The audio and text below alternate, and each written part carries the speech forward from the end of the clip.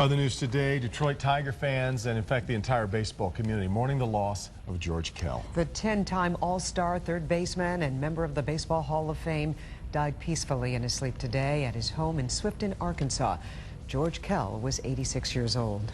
Kell was a Detroit Tiger great on the field and then a legendary broadcaster in the booth for 37 seasons for the Tigers. You see his name out there on the outfield wall at Comerica Park. That's right. Our Bernie Smilovitz joins us now. Bernie, you worked with George Kell for many years, and he teamed up with Kaline to broadcast games. His voice was almost synonymous with Tiger baseball. It was. There's no question about it. But he was the real deal. I mean, the real thing. He never put on airs. He never thought he was supposed to act a certain way. He was one of those real special people you meet in life and you never forget. As for his style of broadcasting, always steady, never going overboard. Even when the Tigers won the East on the final day of the season in 1987 against Toronto, George Kell was in control.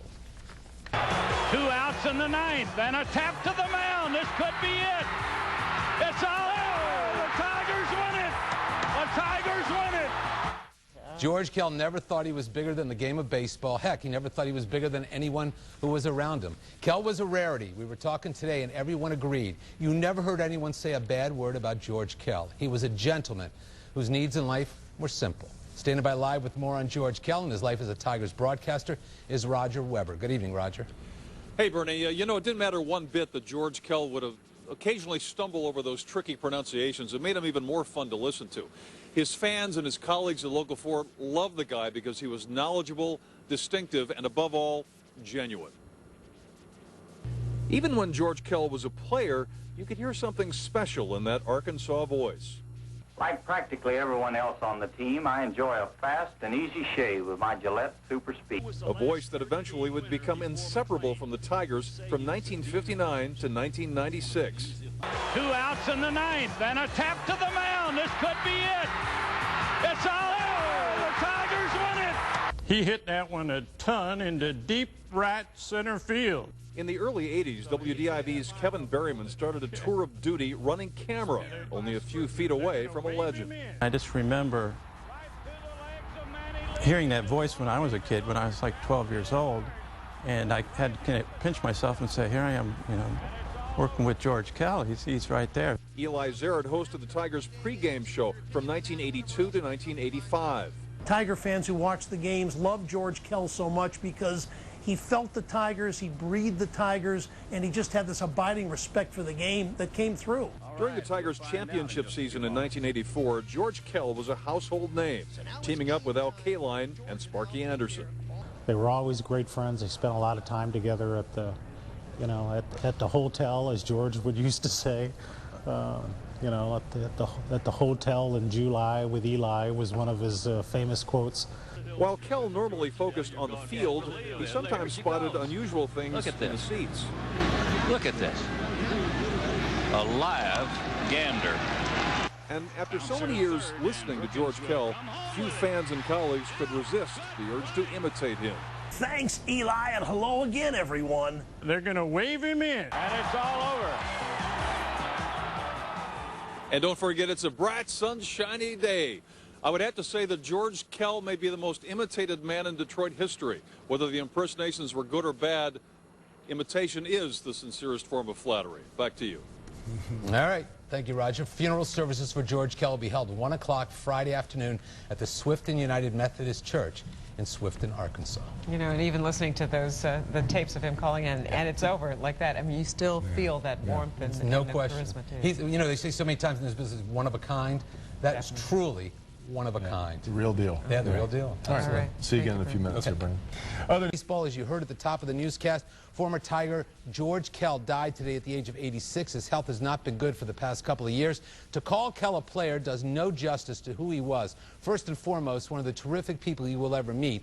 And when he was done playing, he became a terrific broadcaster, working with Kaline. Today, Kaline said George's sayings made it. People asked me about George Kell, and they said, never forget George Kell. Great remarks. He hit it a mile, or there's not a cloud in the sky. I mean, they all try to impersonate George Kell, and of course they do a great job because of some of the sayings that he had. He was just a terrific guy, a great person to work with and be around all the time. And Kell's broadcast style was folksy. You felt like he was in your living room, and he had a wonderful sense of humor, like the day he and Al got caught in a downpour on the pregame show. A lot of the people that have been with the Yankees are not like they used to be. We're getting a terrible storm here right now, Bernie. These $29.95 suits are going to shrink. That's how you remember. Great sense of humor. Yeah, absolutely. All right, we got to go. Thanks for joining us. The NBC Nightly News with Brian Williams coming up next. We'll see you back here tonight for Local 4 News at 11. Have a great evening. But on this day, we remember one of our great friends, the legendary voice, George Kell. Fans, on March 24th, the Detroit Tigers and the entire baseball community lost a legendary player and broadcaster in George Kell. George Kell was a native of Swifton, Arkansas, and lived there his entire life. After breaking into the major leagues in 1944 with the Philadelphia Athletics, Kell was traded to the Tigers in May 1946. From then on, the Hall of Fame career of George Kell took off. Kell was selected to 8 consecutive All-Star teams and played in 10 overall.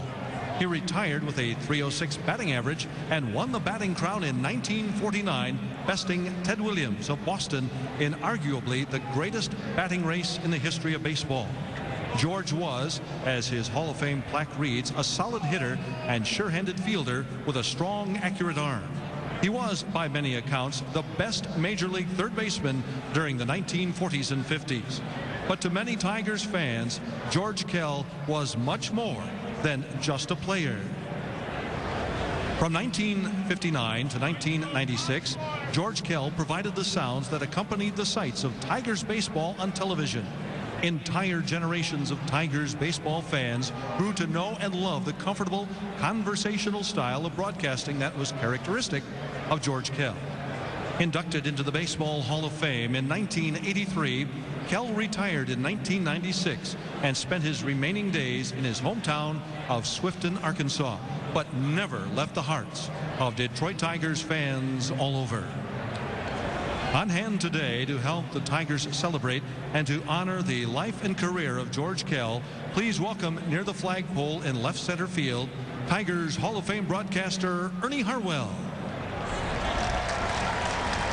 Tigers Hall of Famer and George Kell's longtime broadcasting partner, Mr. Tiger, Al Kaline.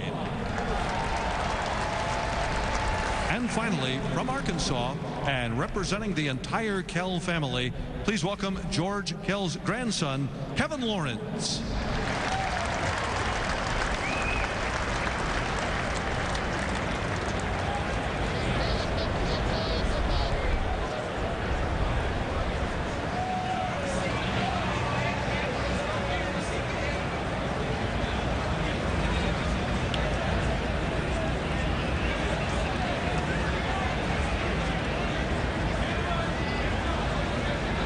At this time, we ask that you please rise, direct your attention to center field, and observe a moment of silence as the Tigers proudly raise a flag in honor of George Kell.